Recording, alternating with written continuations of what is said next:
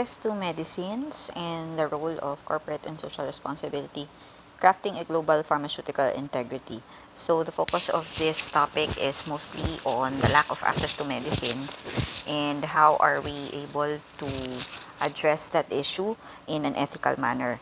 So the estimate is around 85% lack access to existing medicines and vaccines, and I think this became higher with the advent of COVID. So this statistics was pre-COVID, so most likely there was an increase, no, because not everyone had an access with the vaccine, and it's largely because of the existing intellectual property system for global pharmaceutical markets. So intellectual property is when you register patents and for example for songs, mga copyright. But when it comes to medicines and any scientific invention, it's usually patent and you have to register it and then they own it. So only those who own the patent can manufacture it, and same goes with drug or vaccines to whom the patent belongs to. So what are the arguments regarding IP rights of pharmaceuticals? So some of the pharmaceutical companies, their main argument would be that the prices of the medicines and the vaccines are high because innovation also calls for a higher price. And patent-based drug companies have steadfastly opposed involuntary access initiative and posits that the market-based pricing is legal and ethical. They're saying that it's okay to have or to give higher prices to medicines because it also requires them to spend a lot in order to develop those drugs. That is one of their defenses. Many profits going to pharmaceutical companies are used for marketing and other expenses rather than research and development. So this is the counter argument for that. Some are saying that they don't really spend much on the development of the drugs, but in fact they spend more on how to market those drugs. So medicines are not normal market goods and they shouldn't be treated that way. So it should be ethical to intervene in public health emergencies, even if there are patent laws. So even if, for example, based on the patent law, they cannot distribute the medicines to other people because they are the ones who can decide because they own the patent. But in cases of medical emergencies, they should bypass that rule, no, or circumvent that rule because it's just unethical to see people suffer and not just act.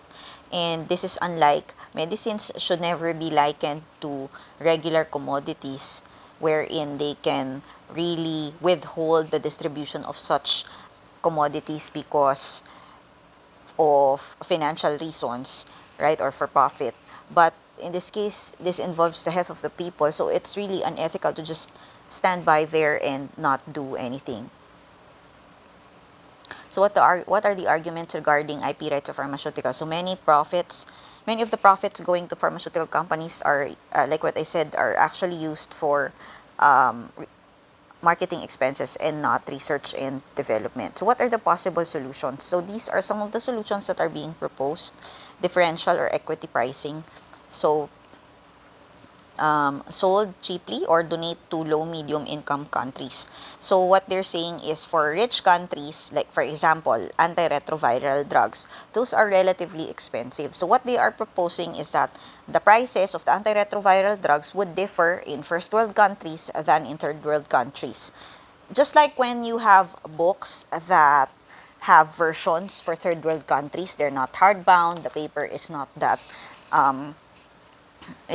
thick, no, but when in this case the quality will be the same, no, it's just that the pricing will be different. So what I'm saying is what's similar would be that there is parang kumbaga there's a version for the third world countries pero dapat same quality rin, okay? So but the price would be different pagdating sa third world, different distribution for first world countries, different pricing, so that there would be more people who would have access to the medicine in third world countries. Kumbaga, the ones who will shoulder the price of, since you're gonna sell the medications at a lower price in third world countries and medium income countries, then it's like the first world countries will shoulder the price of of will shoulder the deficit of the price for third world countries. Compulsory licenses to modulate patent rights, modified to support other important goals such as public health and for government use. So what they're saying is they would require the the drug manufacturer, to give out license to the government, to allow the government to have access to the formula of whatever medicine or vaccine that they have. No, because this is for an important goal. If it concerns public health, we consider that very important all the time. That's why they're saying that it's justified for the government to require these companies to give them a compulsory, to mandate them to give them the license of how to produce these drugs or these vaccines, to increase the distribution, especially to those people who are poor or who cannot afford such medicines. Huge prize funds to stimulate innovation. So obviously that is self-explanatory. So the patent system remains the same, but prize funds are used to purchase drug patents according to their health impact. And drugs become generic or joint patent pools after they are purchased. So that's another suggestion. Other decoupling mechanism is global credit trading system based on actual health needs rather than the mere ability to pay. So you will prioritize the countries that would actually need the medicines, no? Not just because the countries are rich that they are the ones who are going to be prioritized when it comes to distribution of medicines. What they're proposing is that the main criteria should be the health needs of the country. Separate drug discovery from drug marketing. They are also suggesting that. Basically, the goal is if we can promote access without harming innovation, then we should do so. So as the main goal is to increase access, especially to those who are poor and cannot purchase those medicines. Because we have an ethical duty to rescue people who need essential medicines, especially when the rescue can be accomplished with minimal risk and cost. So we always have to keep that in mind. We have the duty to rescue. This is analogous to shipwreck cases. So, in one of the cases, Richmond case, no, the court said that they should not be held to unreasonable bargains struck in such dire circumstances. Like for example, in shipwreck, di ba? You cannot bargain with people who are in the danger of dying, no? So, the performance of public duty should not be turned into a traffic or profit. Public duty of ships to avoid hard bargains in desperate circumstances. So may shipwreck na, you shouldn't make any bargains during a shipwreck because definitely, no, especially if it involves the lives of the people, they would tend to do things that they would rather not do just for them to be able to live. So that's an unfair bargain. So it's the same when it comes to essential medicines, no? Essential, not just the optional medicine, no? We're talking about essential, very important medicines.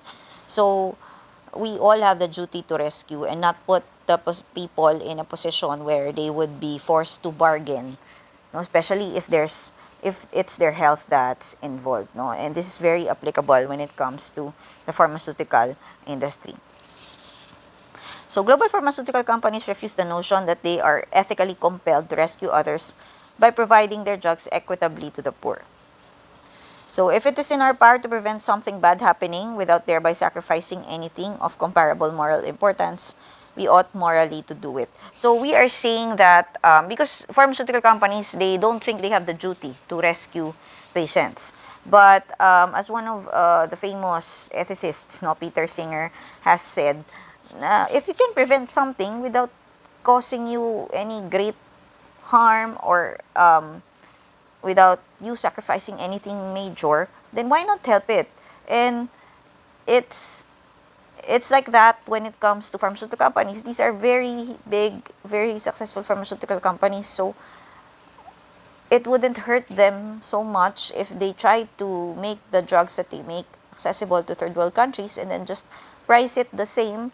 I price it as they want it to be sold in first world countries. I don't think they would suffer really, really huge losses because of that. Another view is that people should not only be ready to help those in need, but also to make material sacrifices, like in the Good Samaritan. So others do not believe that we have a general duty to those whom we have done nothing wrong. So this is a counter argument for that. So this is a defense on the part of the pharmaceutical companies. They're saying, wala naman sila. It's not their fault that people got sick. So why is it their duty to save these people? We have a special moral imperative to rescue those who are dying or seriously suffering when we have participated in creating the situation through legal, institutional, or economic practices. So this is an argument to the initial statement that if we do not cause damage to others, then why should we help them? But what we're talking about here is not the direct damage. Because of the system that we're trying to perpetrate, in a way, we're causing damage to these people also through legal, institutional, or economic practices. And the pharmaceutical companies are part of these systems which have perpetrated this kind of inequality when it comes to access of medicine. And because of that, we have the moral imperative to rescue them. So these pharmaceutical companies are part of that, part of the system. So they should help.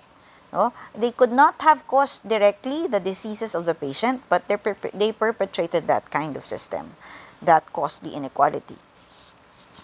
We have the human rights guidelines for pharmaceutical companies in relation to access to medicine. So what are the elements of duty to rescue? So we are arguing that ethically, pharmaceutical companies have the duty to rescue these people.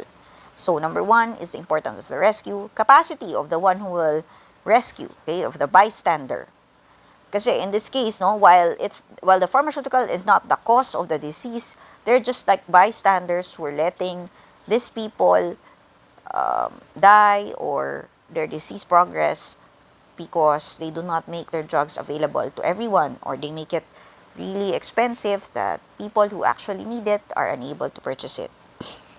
What's the role of the bystander in contributing to the risk, and the special relationship of the bystander in the risk or the cost? Because what we're saying is, of course, we understand that there could be risks or costs in helping, and we also wouldn't want that these pharmaceutical companies suffer huge risks or costs. No, we know that's why we demand that they increase access of these drugs to most people, because we know that even if they did that, it wouldn't really cost much, or it wouldn't really cause them great risks if they do that. It wouldn't really put them into great risks if they do that. So, importance of rescue. So, it's very important because there are around 10 million deaths per year because of lack of access to necessary drugs. So, this establishes the importance of helping them. And lack of access is a factor that we can modify. And we're not even asking them to make the drugs free. We're just asking them, in one of the solutions that we're trying to propose, we're just asking them to lower the price. So equitable access to all kinds of medicine can improve the health, not only for those infectious diseases, but also for other lifestyle diseases like cardiovascular diseases, diabetes, cancer, arthritis, etc. So, capacity to rescue. So, the drugs for type 1 and type 2 diseases have already been developed. So, type 1 are those that occur throughout the world. Type 2 are endemic in primarily low to medium income countries like AIDS and malaria. And type 3 are neglected diseases of the tropics. So, we have all of the types here in the Philippines. Okay? So, that is a capacity to rescue. So, they have the capacity because the drugs have already been developed. Role of bystander in contributing to the risk. So, like I said, they did not directly cause the diseases of the patients, but drug companies crafted the TRIPS agreement. So, medicines are no longer exempt from patent laws. They are done to prohibit free trade of low-price generics from the emerging pharmaceutical industries in developing countries. So, patent-based drug companies have a role in the global problem of access to medicines. So before medicines were not allowed to be patented. The problem with patenting medicines is since only one company, let's say they developed a drug that it's only them who were able to develop that. So it's only one drug company can control the prices because they're the only ones who have that particular drug. So before, drugs were exempted. Under the TRIPS agreement, drugs were exempted from patent, meaning you cannot own a drug, cannot patent a drug, which is good because as long as they have access to the formula, other companies can also develop the drug and maybe they can sell it at a cheaper price. So it could have an extended distribution, no? Unlike if it's patent-based, no, then there's a chance that it will become exorbitantly expensive, that you're not going to be able to access it. So what's the role of a bystander in contributing to the risks? So we're saying that patent-based companies are the chief beneficiaries of the TRIPS. So they bear the enhanced responsibility on the poor, even in the absence of negligence. So this is what I'm saying, no? While we cannot actually pinpoint an act that caused the other people, the normal people, like the regular citizens, no? While the patent-based companies did not directly cause an act of negligence on these people, causing damage, but they are the chief beneficiaries of the TRIPS, which now says that drugs can be patented, di ba? So, of course, if since they're patented, then the countries who own the patent will earn more, right? So, they also contribute to the risk because they make it more of a business, no? And it's really difficult to run these kinds of things, no? As a business, because it's not purely business, because it involves the lives of people also. So they're not innocent bystanders actually, but they're active participants in the problem. That's why they should help. So generic production of patented drugs in low to medium income countries can be done, as shown by Cipla Limited India and Médecins Sans Frontières. So, but drug companies use patent law to block the generic production. So, since the patent is owned by just a single or just very few companies, other companies that can make it cheaper cannot produce it because they don't have the formula with them. So there is, it's because of the patent law. The patent is owned by something else, no? Someone else, some other company. And as long as the patent is owned by such companies, then they cannot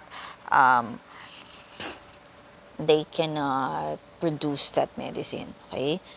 So patent law gives companies the right to block generic production for countries during patent period. So what is the special relationship of the bystander? So half of the effective global research and development for medicines is supported by public funds. 84% of all global funds to discover new medicines. So much of the research occur in government and non-profit university laboratories.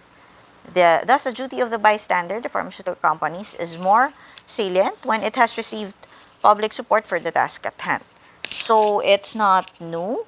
In fact, there are a lot of drug development or vaccine development that are also funded by the government.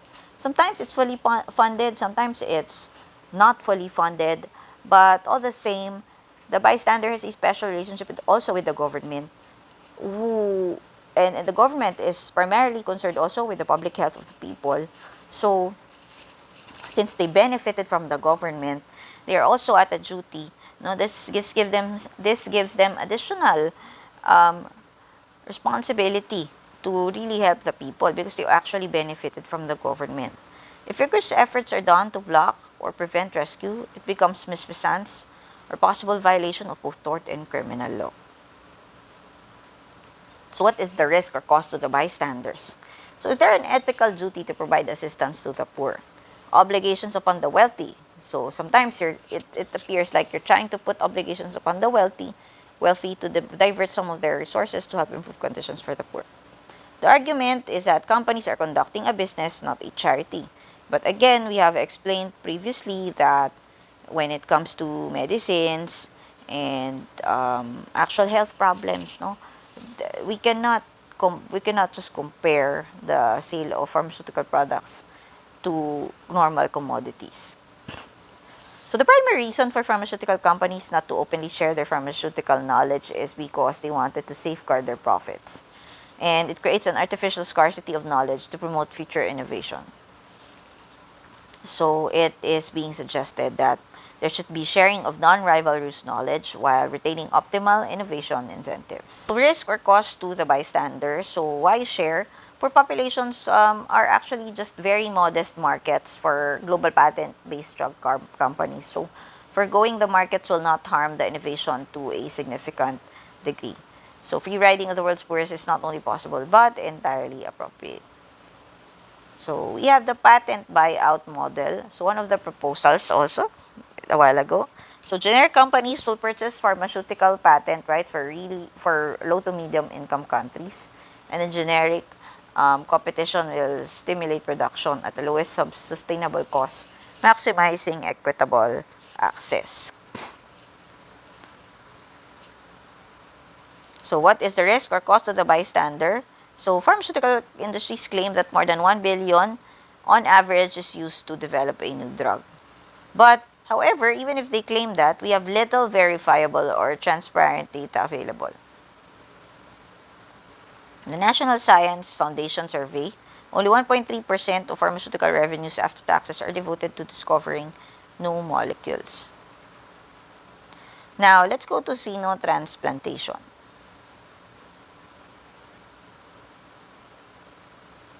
Okay, so basically, in essence, before we go to xenotransplantation, so we have proposed several ways for pharmaceutical companies to increase the access of those people who are in low to medium countries, and we can try any of those. No? There's not one option that is more superior over the other. It really depends on if it will work out eventually. But in essence, what we're trying to say is that pharmaceutical companies are not in an ordinary type of business because they directly deal with lives of people, no?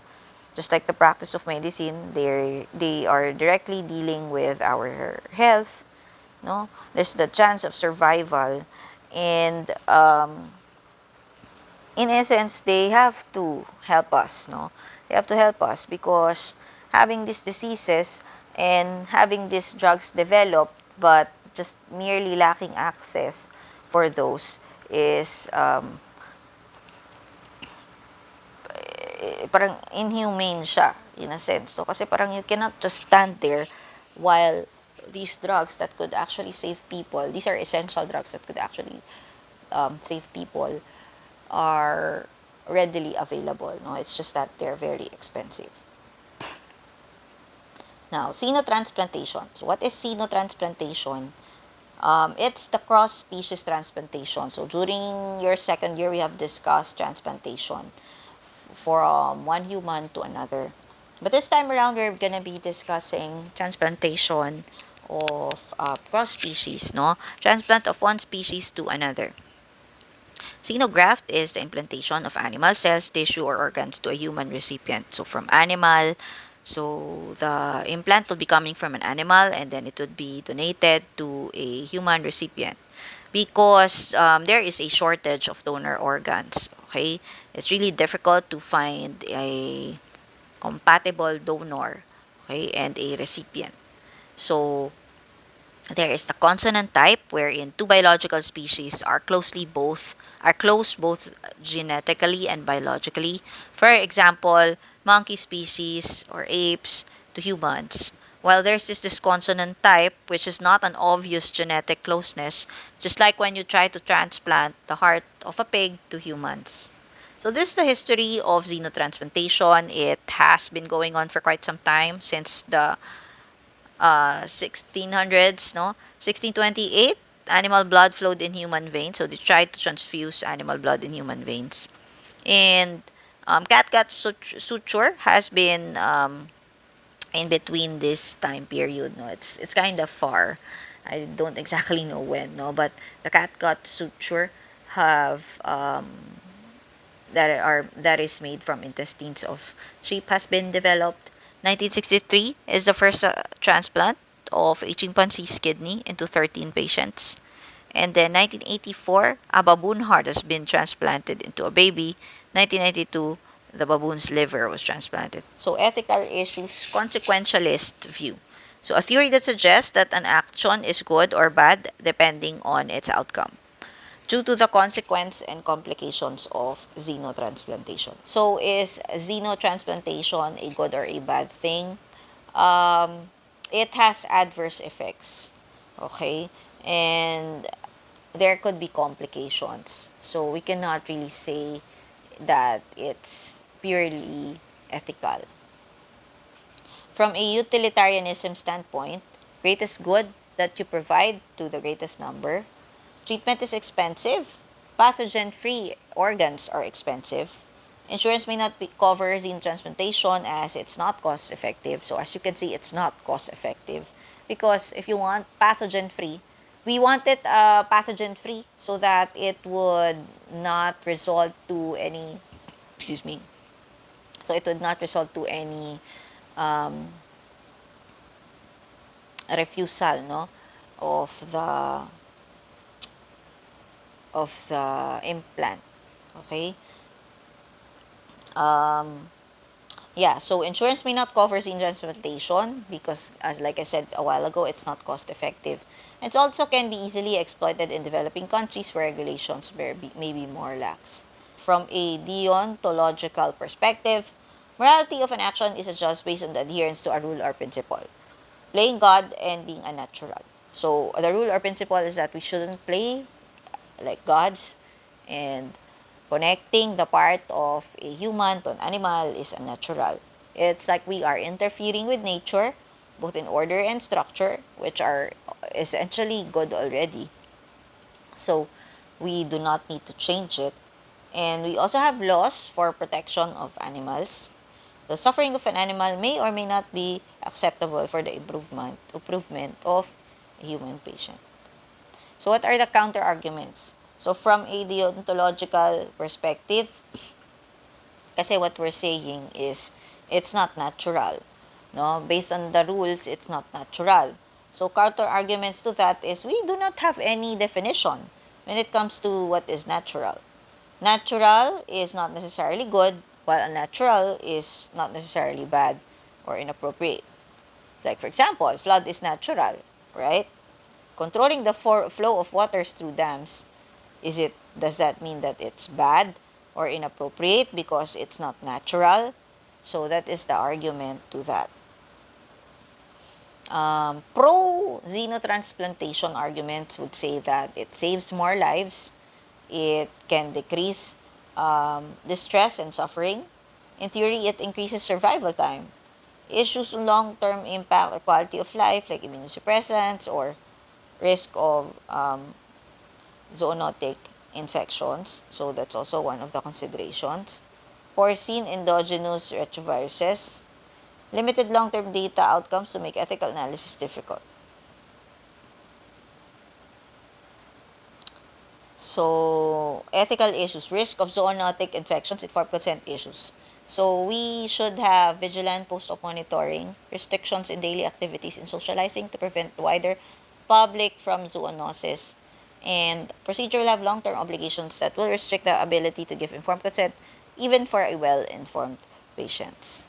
So, yeah, it's really not recommended, no? It's not considered as ethical because of the reasons that I have stated previously. Also, there's autonomy issues, right? Self-image issues because it's not natural to combine parts of animals and humans, and loss of identity issues, like you have a part of an animal inside you, no, or depending on how it was transplanted. So this could result to psychological and personality problems as well.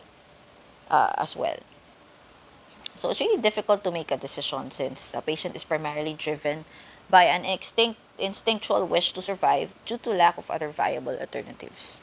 Yeah, no, in a way they're constrained, especially if there aren't any other treatment that is being proposed. Decision making is really difficult, and there's little to no consideration to medium and long-term effects. Decision is based purely on immediate instinct. Now, can a person ever consent to a future restriction or deprivation of their liberty or human rights? So, um, what they're saying is that when you undergo xenotransplantation, there's a chance that something wrong could happen to you eventually, because it's really not normal and it's really not ideal for animal parts to be transplanted to another person. So they're saying that the patient might have agreed to what it does initially, but they are not aware of what it could do. No, you may inform them, but they're not really aware of the actual seriousness of those side effects eventually. So they might agree now. And in essence, what they are arguing is that, are you consenting also for future restriction or deprivation or of your liberty? No, especially if you also cause if eventually the gene transplantation would also cause infections, no? So the people who underwent transplant can also be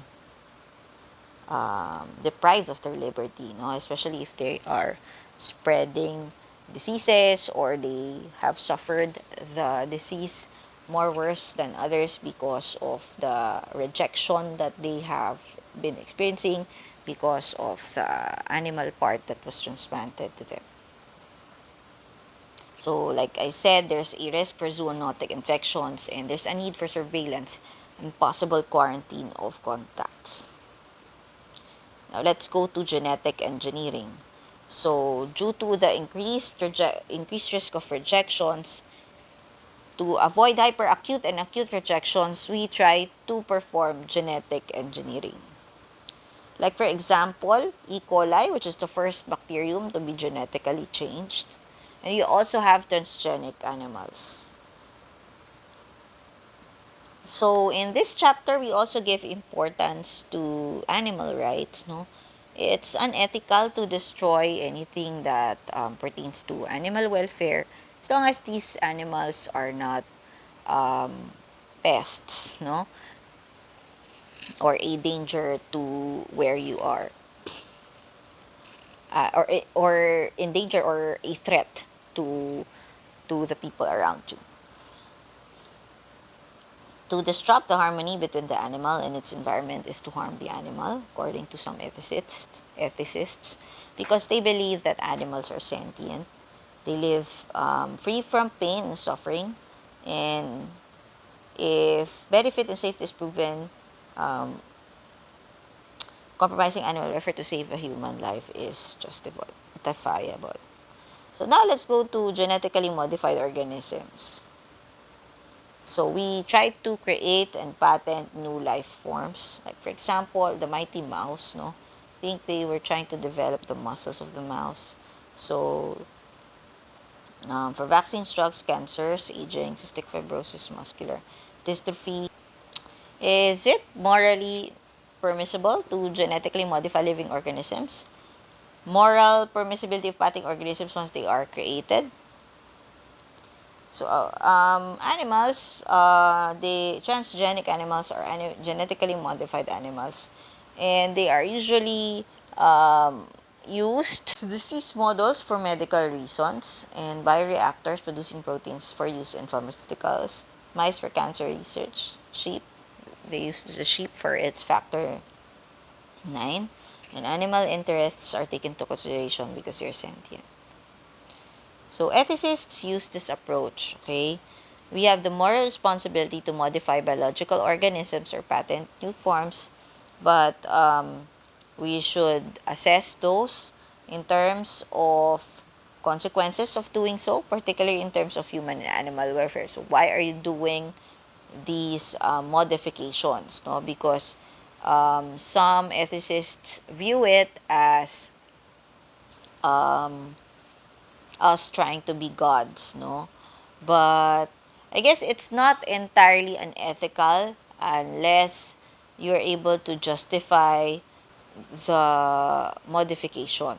Okay? Because as much as possible, we try not to mess things up, no, and act like gods, especially when it comes to genetics and such.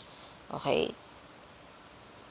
So, genetic engineering should be assessed in terms of whether they are wrong or right themselves, as well as in their ability to promote welfare. Welfarism, on the other hand, posits that moral value of an act should be based exclusively on how good an outcome it brings about. The goodness of an outcome is a function only of the welfare it contains. In essence, utilitarians are welfarists. They believe that in order for an act to be right, it must bring about an outcome with at least as large a total of welfare as that of any alternative act. Takes into account the distribution of welfare, and they focus on what the consequence will be in terms of the welfare. Counter arguments, they also say that scientists are like playing gods. We should always respect the dignity and worth of living organisms. So some people do not agree with welfarism. While for the deontological view, there are things that we must not do, like for example, kill someone. And along with this, we must also not violate the animal's genetic integrity, even if when we do so, it could provide a better outcome. Okay, unless you are entirely sure that the benefits outweigh the risks, no? Some values should just be, according to the deontological view, some values should just be respected rather than promoted. Okay? Like, for example, no, killing an innocent human being, that would always be wrong. Okay? So, include killing of people, no, to one of the things that we have to keep in mind, no? Microorganisms and plants. So it can involve substantial benefits to humans. Medicine plants requiring less fertilizer. So is it okay if we just combine microorganisms and plants? There are proponents that this feels unnatural, it's wrong, we should respect all living organisms. However, some of the counter arguments is that how can we know that God does not want scientists to discover things, right? And to patent materials. What that they have discovered. What is the meaning of unnatural? Then medicine is unnatural, so is it wrong? These are proponents of pro-transplant. They're saying that medicines are unnatural because they are man-made. And now they're clarifying what is the meaning of unnatural. Genetic engineering often involves inserting a gene taken from one species to another organism of different species. And the microorganism plants really the sort of beings that can be valued and respected. Issue on moral standings either as individual or species. So one of the views when it comes to microorganisms and plants is that all biological organisms have moral standing, even non-sentient organisms have a good of their own or will to live. The second view is that only sentient beings have moral standing. Animal rights. So animals have telos, no, the fit between the animal and its nature. So it's laid down by its evolution and must not be disrupted. But how can it harm the animal to be created if the new fit is better than one would otherwise have had? So animals, we have welfarists, no? They don't want creating transgenic animals. They will experience more suffering than positive welfare, and they will replace animals with better lives. So we want to prevent animals from suffering and ensure that they experience positive welfare. Microorganisms, they cannot have any experiences, so how can they be violated by being patented?